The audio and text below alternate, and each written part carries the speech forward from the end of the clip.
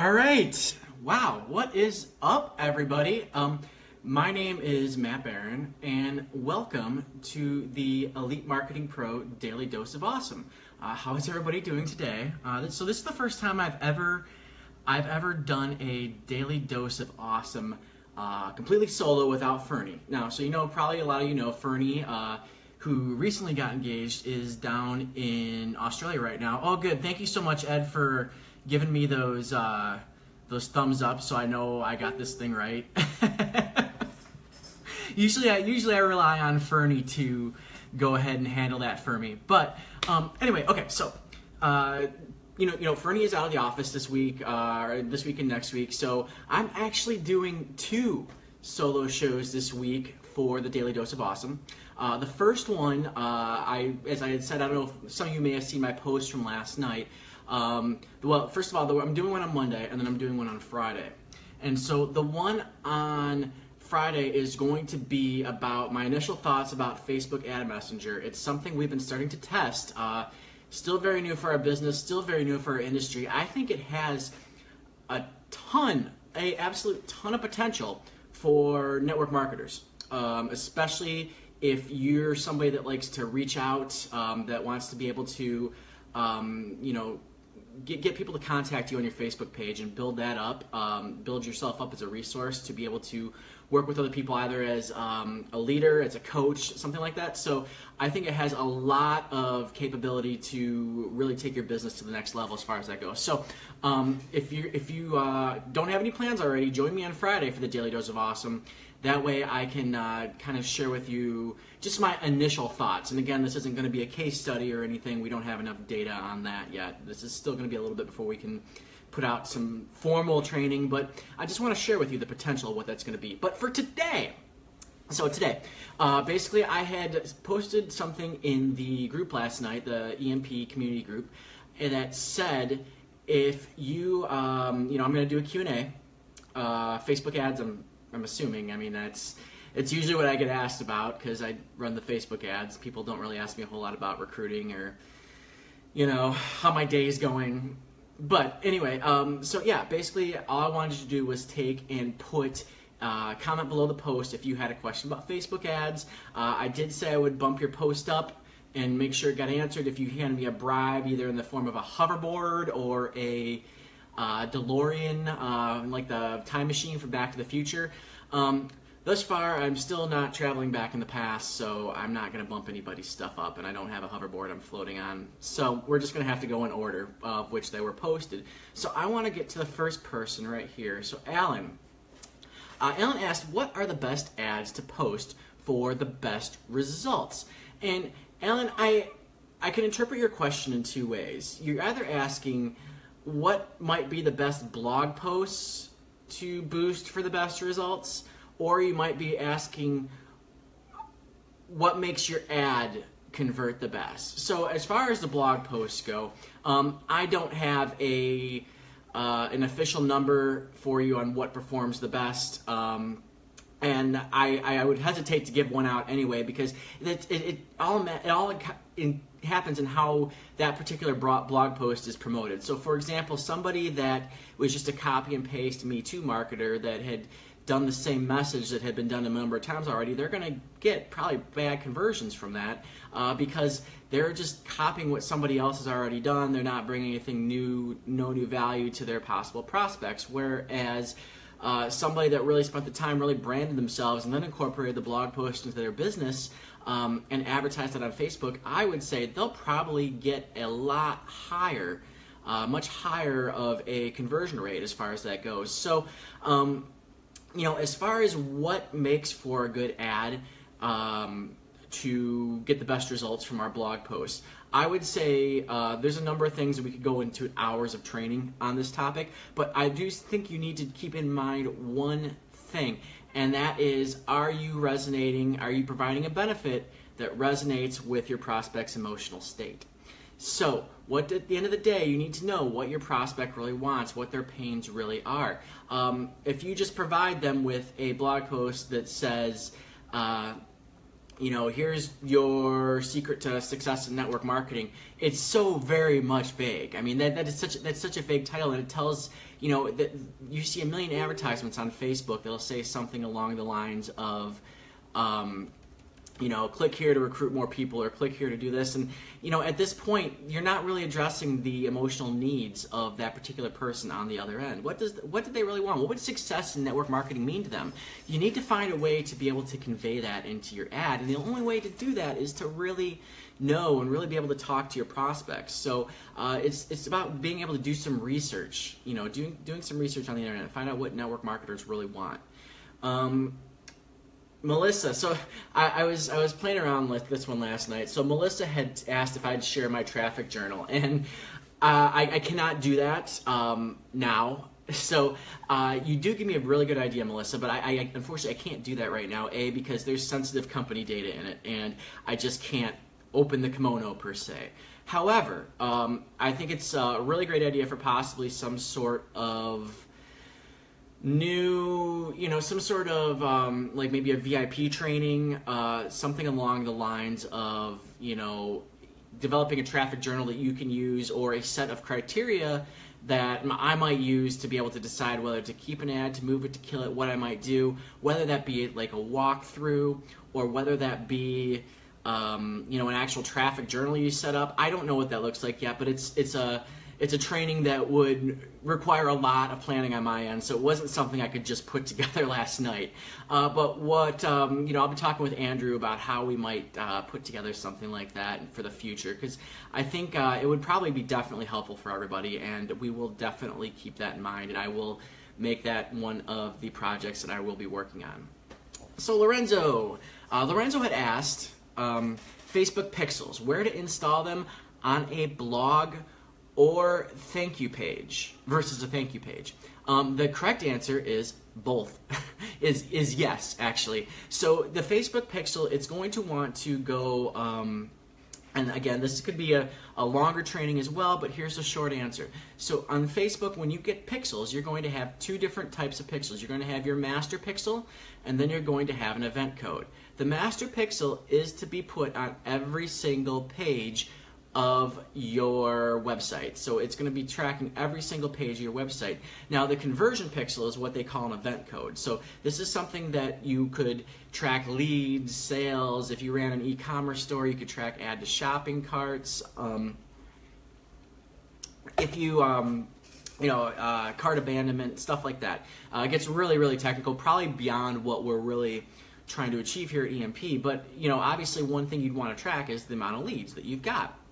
So you would put the event code not on every single page, but on the page, so like the thank you page, for example, of your blog, to after where you send them to your capture page. Now, two things to keep in mind. Actually, one thing to keep in mind. In order for you to utilize Facebook pixels, what you need to do is you need to be able to take over your own blog, so have your own blog, your own domain.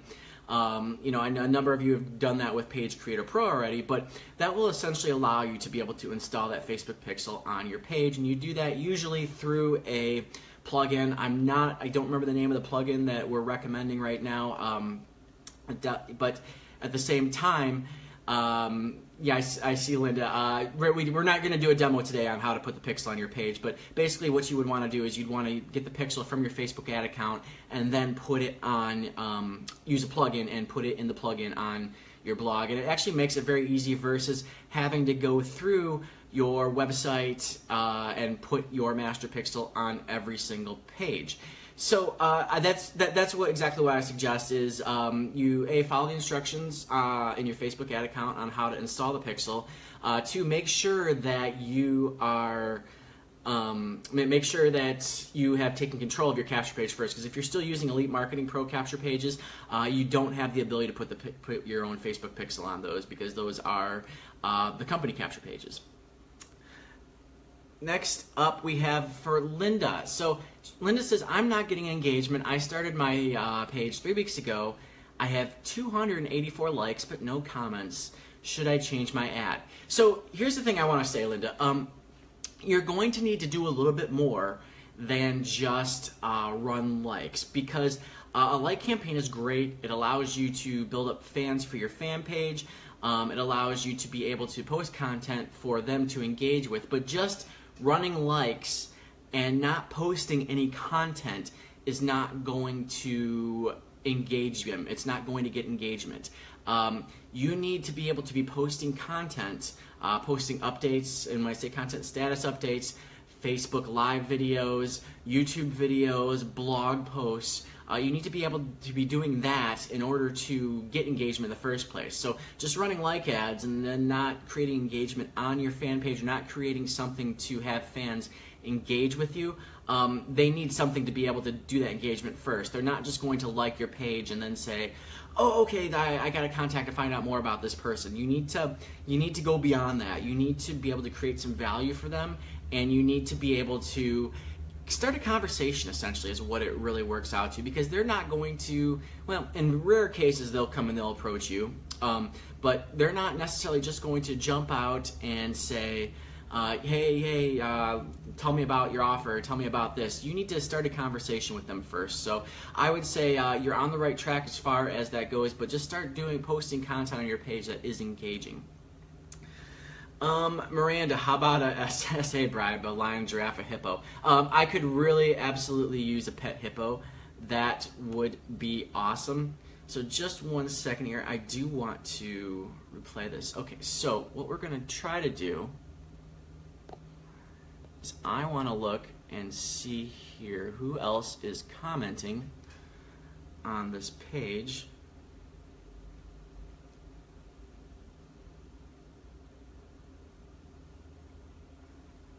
Okay, so we're having some problems with my computer right now. That's absolutely wonderful.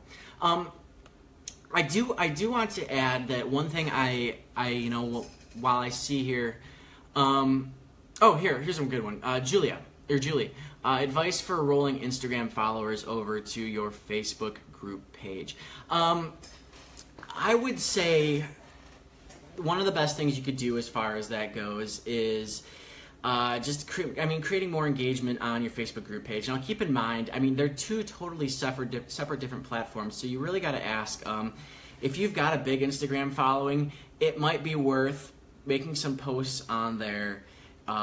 Just a simple post about your Facebook page with a catchy graphic and get some interest in there. But you got to get people going from platform to platform, and that's going to be an uphill battle as it is. Now, it's not going to be as bad from Instagram to Facebook because they're both owned by the same company, where if you were to try to do it from YouTube to Facebook or Facebook to YouTube, but at the end of the day, you do have to wonder. You really want to. It's one of those activities. It might be worth it if you have thousands upon thousands of Instagram followers, but if you've only got a few hundred or not that many, it might not be worth your time to do.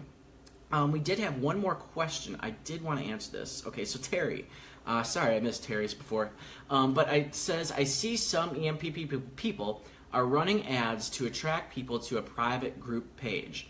Can you talk about this strategy and whether that page is in addition to or instead of a fan page? Okay, so first of all, it's in addition to. So I do not recommend doing a Facebook group versus a fan page. You want your fan page no matter what. It's like your home setting for people to come to. I think a Facebook group is an awesome addition for getting a conversation going, being able to demonstrate your value to a leader, being able to reach out and provide results in advance to your potential prospects. It's not something to be done in lieu of a group. So you'll see here the people that are really good at recruiting, they're getting these people in there and they're starting that conversation within those groups. They're helping people within those groups. And as in turn, you're positioning yourself as a leader. So I think it's an awesome idea if you're building a team in network marketing.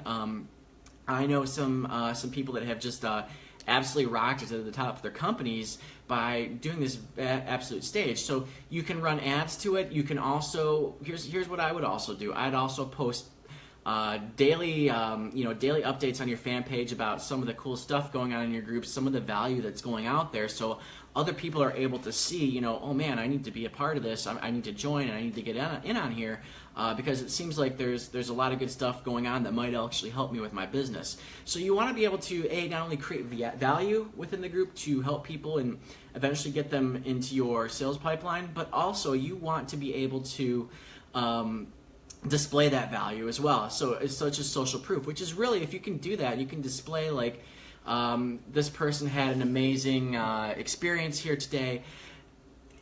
Then really what you're doing is it's almost as good as a testimonial. It really is, because you're giving somebody the ability to join. You're seeing, oh man, this is this awesome thing I could get. It's risk-free to me. This is a free group.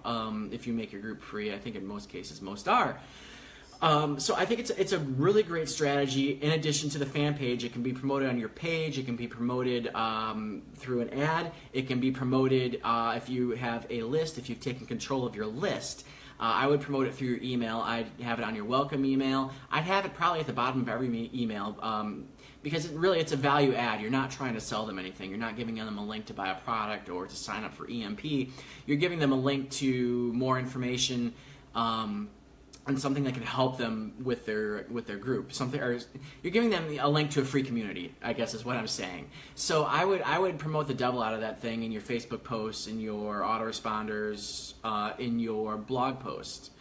And with that said, looks like it is now 12:16, so we are absolutely out of time. So I want to thank everybody for hanging out with me today while I got this thing going. I know I didn't have the little red screen down at the bottom. I was still trying to figure out how to work that. But I want to say thank you so much. And if you guys are around on Friday, please join me on Friday, because like I said, I'm going to be providing my first thoughts on what we're doing with the Facebook ad messenger ads, where I see it going, and potentially how you could potentially put this into your business. So it's going to be, I think, a pretty cool experience, and it'll kind of give you a leg up on this new technology that Facebook is using to really get more customers into your business. So with that said, I want to thank everybody for joining me today, and I will talk to you guys later in the week.